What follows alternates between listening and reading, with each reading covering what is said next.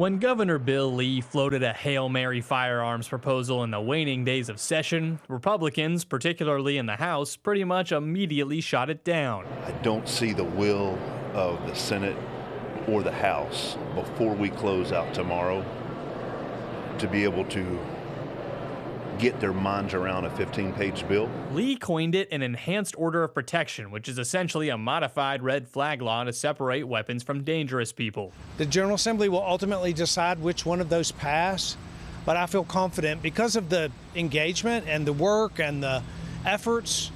I feel confident that we will have a substantive legislation brought forth and that will make Tennessee a safer place as a result of that. Since session, that rejection has only grown fiercer. Speaker of the House Cameron Sexton says you may see some gun reform, but not the way you may be thinking. Right now, criminals who are felons cannot own a weapon, but they can have as much ammunition in their house as they so choose. And so for a felon to own ammunition, you might see us go that route. In terms of the governor's proposal, nothing has changed. As far as the enhanced orders of protection, red flag laws, yeah, you're not going to see us go down that road. Moreover, the Tennessee Firearms Association, which has donated to more than 20 Republicans in the legislature, has been pushing a red flag down campaign, even though top Republicans seemingly have already decided it won't pass. While there are some Republicans, we've got 74 in the House out of 99, clearly saying it's a non-starter, we don't know that we have enough saying that. TFA Executive Director John Harris did point out a few Republicans by name who say they support some small changes. Lieutenant Governor McNally says he likes them. He supports the red flag law. I've not seen him back off of that. I have the Senate caucus leader saying we can't pass it if we call it a red flag law, so we've got to rebrand it.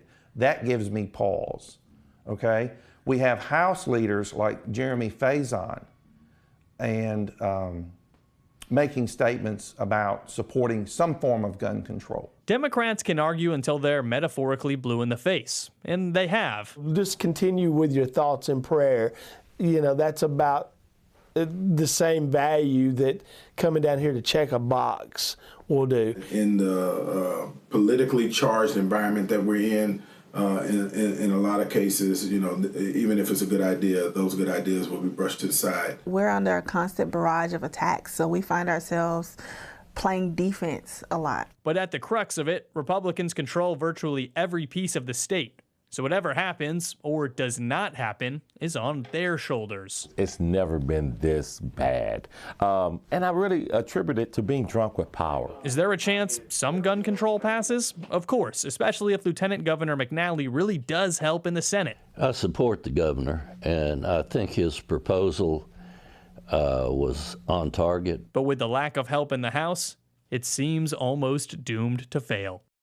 In Nashville, Chris O'Brien.